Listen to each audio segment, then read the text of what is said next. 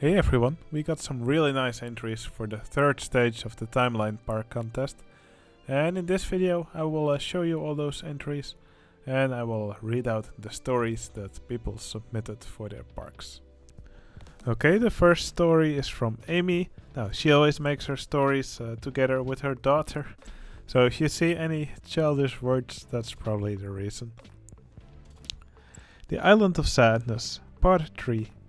The island was finally getting better, but then a huge ship had an oil spill. It made the water icky, gooey and sticky.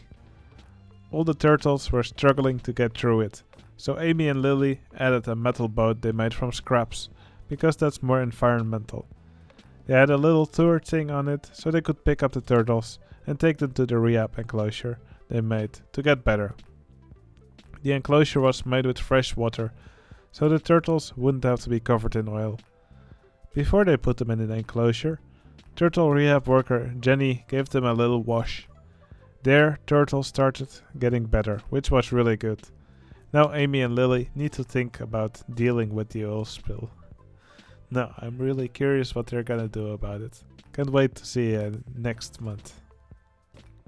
And then we have the next story from Astro Turd.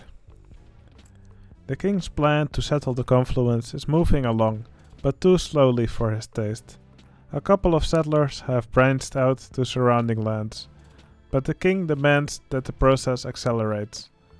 Trying to determine what will attract settlers in hordes, the king realizes he should capitalize on the natural beauty of the confluence. The waterfalls are the most striking feature in the area. What if his subjects could ride the raging waters? While the original idea sounds suicidal, the king's carpenters have a solution. They suggest to adapt the flumes used in their logging operations to accept guests. In fact, legend has it that the most hardy of lumberjacks have been known to ride the flumes themselves at the end of a day of work. The engineers and carpenters get to work and a rideable flume is constructed. Word spread through the kingdom that brave travelers can now conquer the mighty falls of the confluence. The citizens begin to believe the area can be tamed. Not all news is good for the king, however. His scouts report activity from the forest dwellers to the west. Over the next few months, the impossible occurs. An enormous tree rises from the earth with unnatural speed. The king's magicians are dumbfounded by the feat.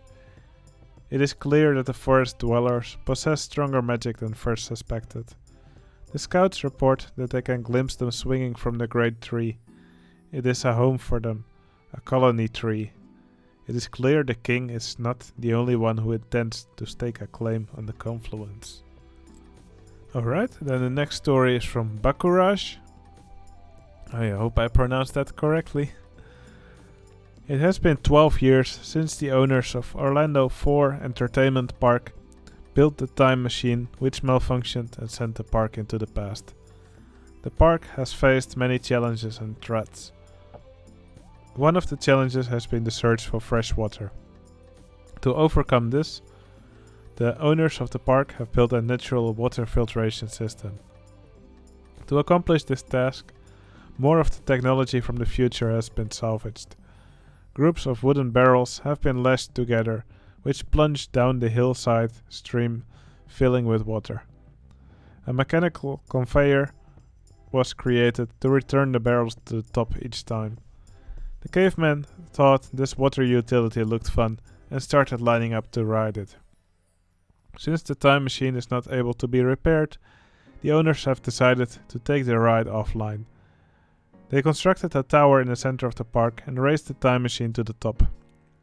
The tower is known by the cavemen as the Spire, and the time machine acts as a beacon of hope and enjoyment. A cafe was erected at the base of the volcano, which serves magma hot coffee and delicious donuts. The park now prepares to journey further out with the use of some sort of transportation system. Plans are being drawn and stored materials are being gathered for the project. The volcano still continues to rise slowly out of the ground, however. What new challenges will the park face? Find out next time. Alright, next up is my park, so let's read out the story. Now that the little park in Dirkling Family Orchard had its own coaster, more and more people found their way to the park, even people from several towns away. James wanted these people to keep coming back to the park, so he was determined to provide more entertainment to them in the form of a log flume. He decided that this could be a great ride for the park, especially on the warm summer days. With the park now actually making a decent amount of money, James was able to buy a used log flume. He now just needed to convince his brothers to let him buy another park for the orchard to build the ride on. After pitching his ideas to all his brothers, they reluctantly allowed James to build his ride on a part of their land, so he could prove that his idea was a good one. Alright, next up is the park from Fiddlewell. Little Sluggers has been enjoying the fruits of its labors. The junior coaster has brought many more guests to the park, and they have spent the profits remodeling and reshaping the area. The outdated and unsuccessful betting cages may be gone, but the mini-golf is as popular as ever, and the revamped coaster continues to please families of all kinds. Not to be outdone by the continued success of Little Sluggers, the envious Dynagas has been making grand plans. The first order of business is to expand their ride selection by constructing a large log flume that ascends into the neighboring woods. Initial riders, though skeptical at first, enjoy its scenic views. As a gesture of goodwill between the competing parks, Little Sluggers has offered to connect the two areas together and allow guests to travel freely. But Dynagas, greedy for ticket sales, quickly erects a security gate to fend off freeloaders who may enter their side of the park without a ticket. Okay, then next up is the park from Herbert. Now, forgive me if I butcher any of the names mentioned in this park. Those names are written in a language that I'm not really familiar with. Okay, with the park attendance growing and growing, Andung focused on a big new project, a water slide. He erected a big wooden structure and bought some tubes from a nearby factory. After painting them, he mounted them on the support structure, adding some water tubs as a natural braking mechanism at the bottom, and created beautiful buildings around the stations on top and bottom. Not sure if the food stalls in the entrance area were sufficient, he also built a restaurant with a terrace, which offered a stunning view across the rice fields. But then disaster struck. A train got stuck in high winds at the top of the Trumavarium. Getting the guests off took hours, and to prevent something like that from happening again, Andung shortened the lift hill and stabilized it with a rigid steel structure. Very happy with the development of his park, he leaned back in his tower and watched the guests enjoy themselves. For further expansions, he should probably hire some workers, he thought to himself, and smiled. Okay, and then we have the story from Jean-Pierre Legrand. As the story of Asana continues, the owners have opted to create Asana Family Burke Park to improve the number of families visiting the park. The Asana Family Burke Park has also gotten more profit and decided to expand the park by building a new water ride, which was based on the Dora-themed log flume in Movie Park, Germany. It's a very cheap type and a very good and fun layout as well, which doesn't take up too much space. The park got a parking garage, which is big enough to fit 800 cars in total and is now only used by them. Asana Family Burke Park has also thought ahead and built a little track which they can expand to transform it into a working transport ride in the future. Finally, the park built an office near the entrance to make work go faster and more efficient. Have a great time, and we hope you like it. Okay, and then we have the story from Kanifa. After the great success of the Forest Bob, it was time to expand the park. The local authorities had another big chunk of land up for sale. Kanifa wasted no time and bought the extra land and decided to lure in more families.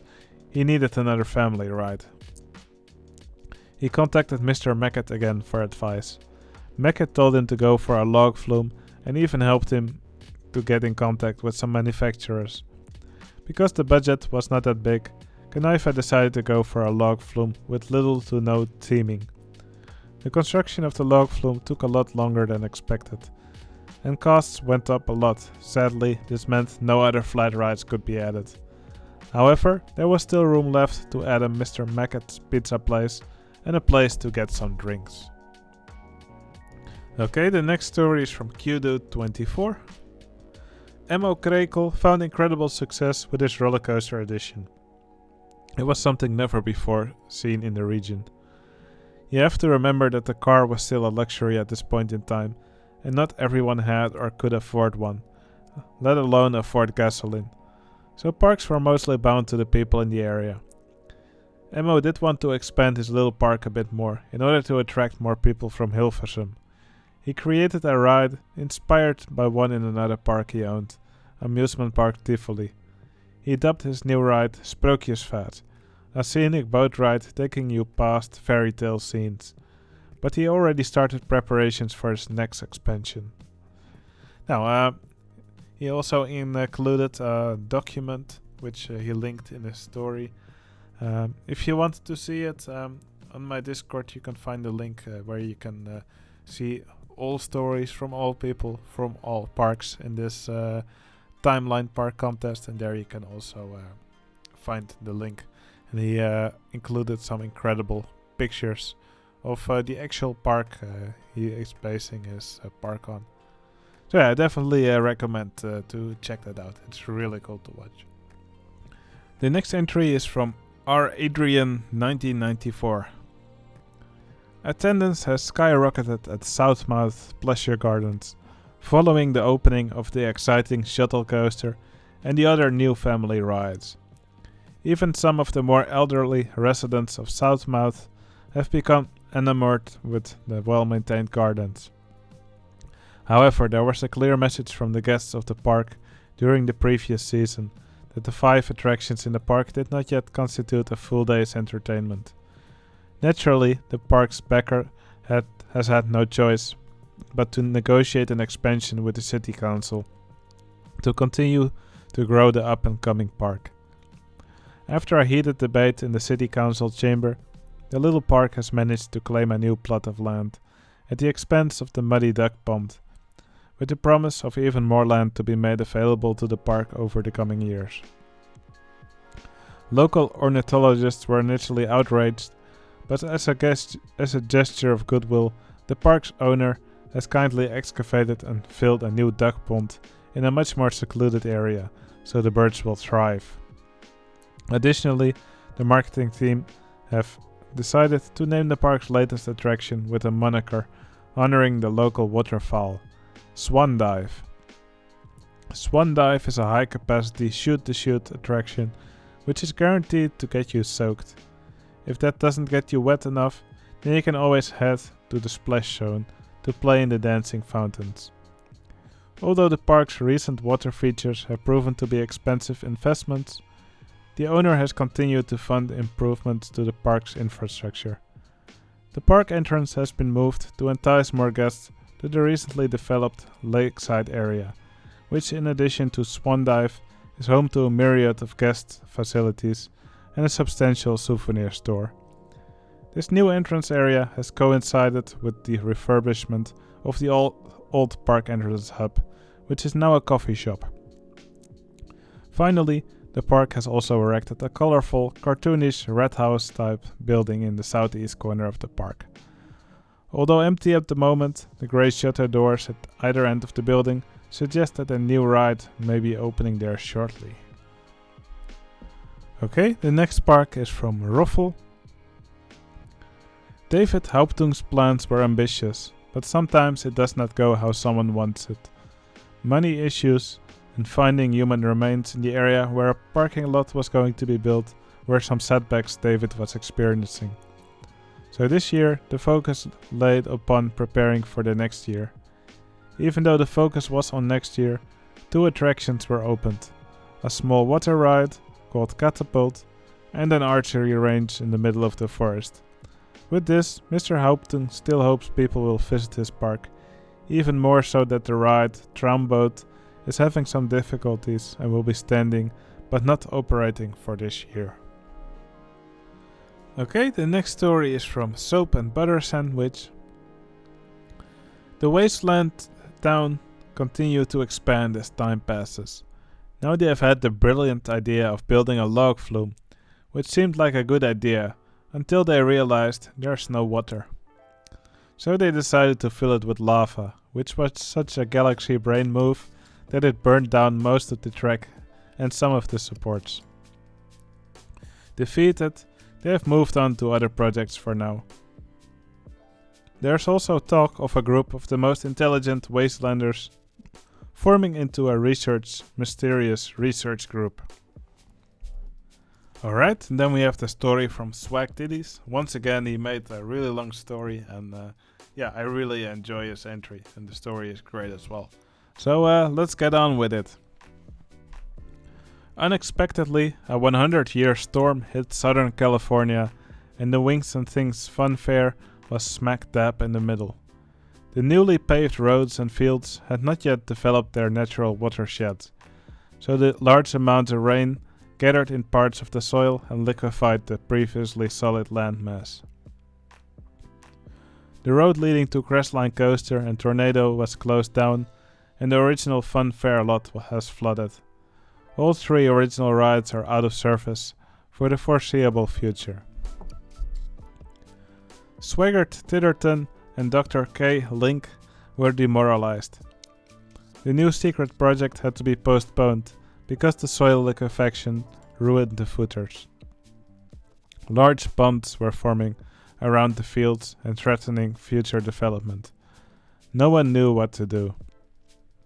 That was until Rowdy Red came up with an ingenious idea. Utilize the pond water to the benefit of the park and build a log flume. Titterton hired a local water pump specialist, Bob Scoops, and got to work. Within a few weeks, the newest attraction came alive. Firewood Falls, a western-themed log flume, had taken shape. Caricatures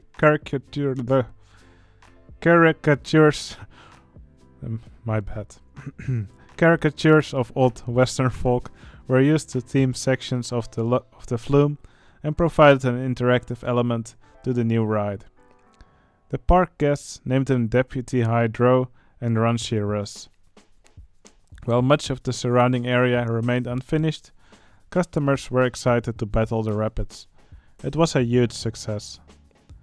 The flood damage for the most part had persisted as the city failed to take care of their local jurisdictional duty.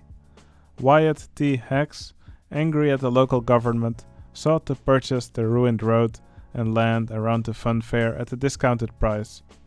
He thought it would be a way for his good friend Titterton to recoup damages and loss of income since the flood. It worked. Sergeant AJ and Deputy Zarathustra were deployed by the city to ensure the transfer of property went smoothly. Titterton had major plans to enhance the entrance of his slowly growing family fun park. Now, he also provided a little poll for the people who viewed his park, so they could decide what would happen in the next episode. So option A was Ollie Bolly purchases neighboring lots in order to limit the fun fair's expansion. B, an earthquake occurs and changes the landscape in the surrounding lots. C, a new trail ride manufacturer wants to feature their new ride at the fun fair. Or D, a staff member is killed in an unfortunate accident. I guess we'll find out what happens in next month. Okay, here's the story from The Shack, and unlike his 2 previous entries, he actually made a really nice story this time, which is actually a little bit longer, so that's good. That means I can show more of his park. Alright, man-child Mr. Fantastic Jr. has been a spoiled rich kid all his life, and spends his days drinking and partying. When his father, amusement park magnate Mr. Fantastic, becomes fed up with his son's irresponsible ways, he issues an ultimatum. Since Junior passed all his schooling thanks to his father's influence and bribes, he must build and maintain a successful amusement park. Otherwise, the business will be turned over to Mr. Fantastic's conniving associate, Moneybags McGee. For Junior's first month, he focused only on cheap fairground rides. For his second month, he bought an old roller coaster. This month, he made his first real investment, a custom water coaster dark ride. Will this coaster bring in more wealth than the large loan required to buy it? Not if Mr. Moneybags' plan goes according to plan. Okay, the next story is from Trumavarium. I really love the watercolor in this park now. A lot has happened in a pretty short period of time. The old warehouse has been turned into a tunnel of love attraction. The coaster is finally put together and attracts a lot of guests. The old-timer carousel has been replaced with a more modern one, as the old one was put there in mere desperation at the time of the opening of the park. A post-retro style Dodgems attraction has been installed adjacent to the new merry-go-round. The destruction of the main factory building is taking place as of now. Along with that, a new entrance building is being planned out. The pH water levels are finally showing for the better. The lime treatment vessel that decalcifies and salinizes the lake has done wonders so far. We can also see that the water reserve dam is on its rise again. More attractions are being planned for the park as well, as guests keep showing their appreciation for the park. A new parking lot layout is being looked into, once the money is sufficient for such a change. Okay, and here's the final park of this batch. This one was made by Sectlar. The park was getting more popular when the months passed by. Due to the warm weather, customers were begging for refreshments. This gave Sectlar the idea to build a log flume in the park. And with the rising popularity of the park, he was able to reopen the parking lot, because citizens from other cities were getting traction as well. Alright, those were all the stories for the Stage 3 parks that were handed in before the 16th of March. Now, if you missed this date, don't worry, you can step into this timeline park contest at any time. Just be sure that in order to catch up, you will need to make a park for every stage, just so that everybody ends up with 12 parks at the end. But the additions you have to make to the park every stage are not that big, so it should be easy enough to catch up if you didn't manage to. Alright, I hope to see many people continue on to make a Stage 4 park. I think the Stage 4 edition will be really fun, because people will be allowed to make a medium-sized coaster and transport ride. So that should give some really nice additions to every park. Alright, I hope you enjoyed this video, and I will see you again in the next one. See you later.